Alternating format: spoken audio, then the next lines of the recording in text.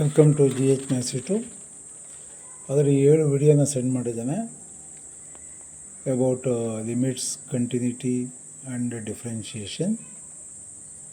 ಈಗ 8ನೇ ವಿಡಿಯೋದಲ್ಲಿ questions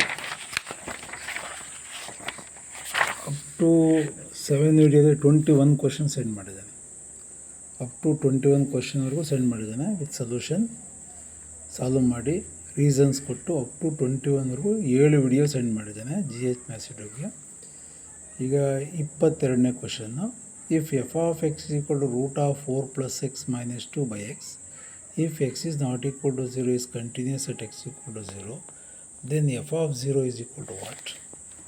Option A 2, option B 1/4, option C 0, option D 1/2. Okay, I'll read the question. If f of x is equal to root of 4 + x - 2 divided by x, then f of 0, f of 0 direct substitute ಮಾಡಿದಾಗ ಏನಾಗುತ್ತೆ, x 0 ಹಾಕಿದರೆ root 4 ಆಗುತ್ತೆ. Root 4 ಅಂದರೆ 2, 2 - 2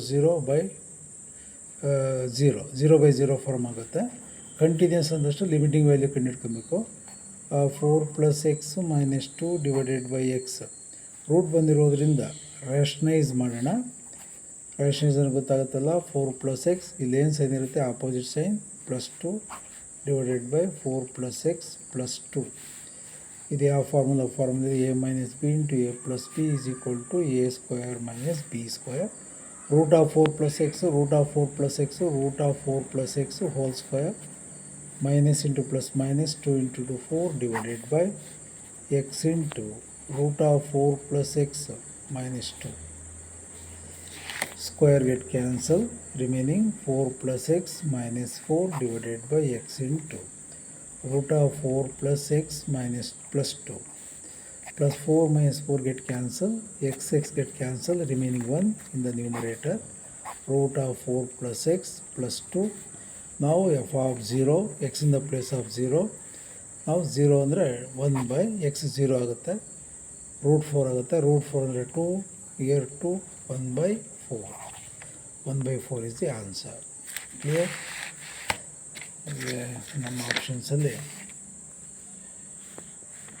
ಈಗ 22 question.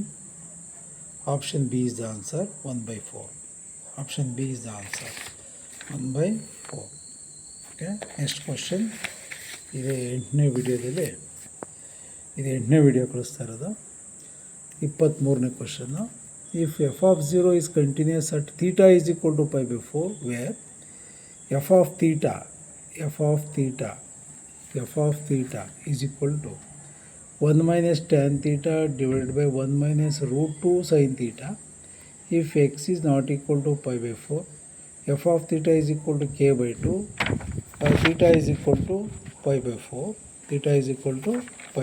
then k is equal to what? Option A 2√2, option B 4√2, option C 2, option D 4. Option D is 4. Okay, clear. Solve ಮಾಡ್ತೇನೆ.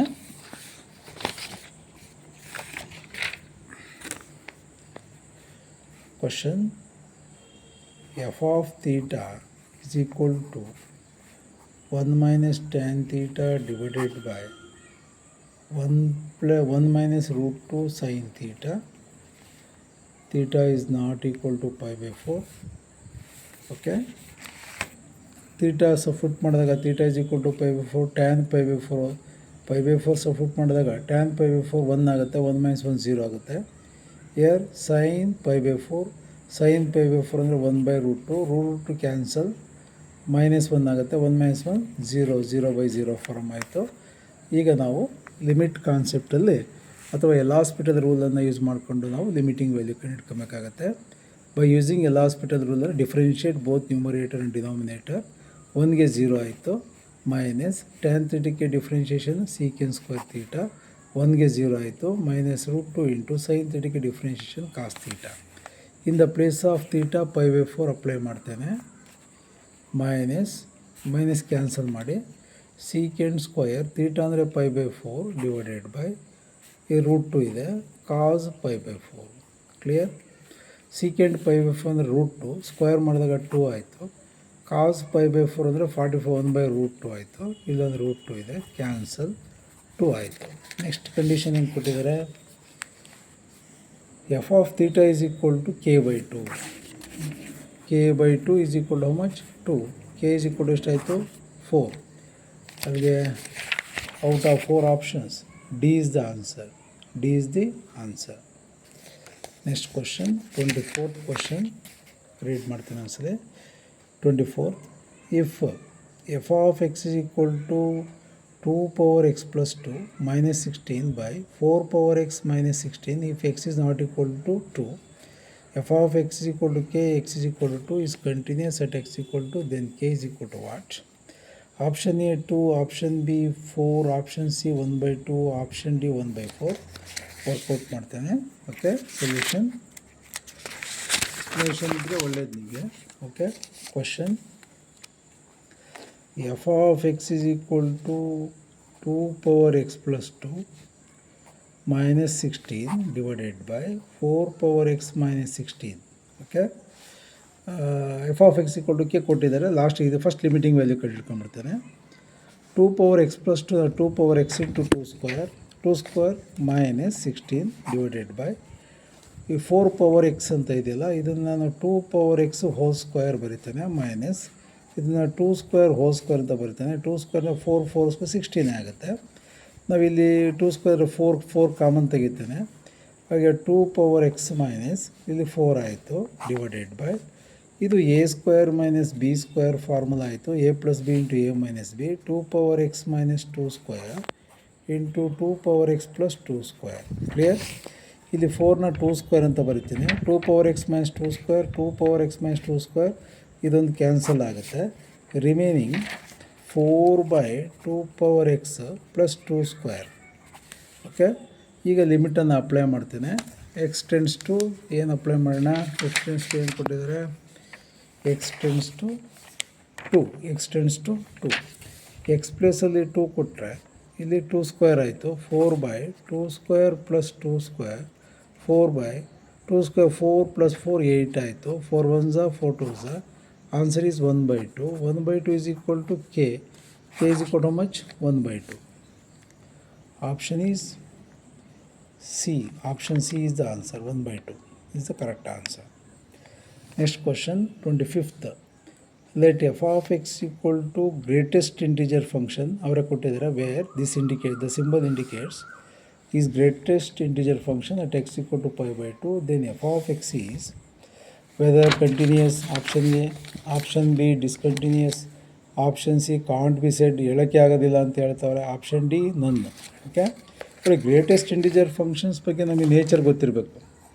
Previous ವಿಡಿಯೋದಲ್ಲಿ explain ಮಾಡಿದ್ದೇನೆ.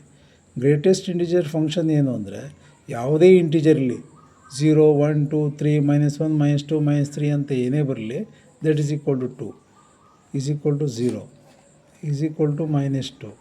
But decimal point ಕೊಟ್ಟಾಗ ಈಸ್ ಈಕ್ವಲ್ ಟು ಎಷ್ಟು? 1. ಅದೇ ಥರ ಈಗ ಗ್ರೇಟೆಸ್ಟ್ ಇಂಟಿಜರ್ ಫಂಕ್ಷನ್ಸಲ್ಲಿ sine x at x equal to pi by 2 ಕೊಟ್ಟರೆ ಸೈನ್ ಪೈ ಬೈ 2 ಆಯಿತು. ಸೈನ್ ಪೈ ಬೈ 2 ಅಂದರೆ ಎಷ್ಟು? 1. ಇದು ಇಂಟಿಜರ್ ಆಗಿರೋದ್ರಿಂದ ಈಸ್ ಈಕ್ವಲ್ ಟು 1 ಆಯಿತು. ಓಕೆ, ಲಿಮಿಟಿಂಗ್ ವ್ಯಾಲ್ಯೂ 1 ಬಂದಂಗೆ ಆಯ್ತು ನಮಗೀಗ.